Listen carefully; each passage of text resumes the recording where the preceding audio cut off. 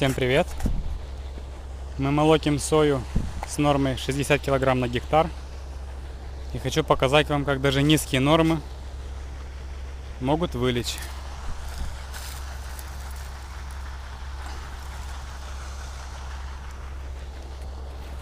После сильных дождей были сильные ветра.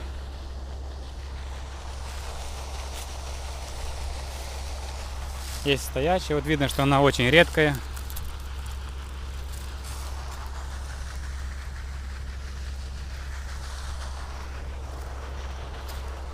Но ветра все равно сделали свое.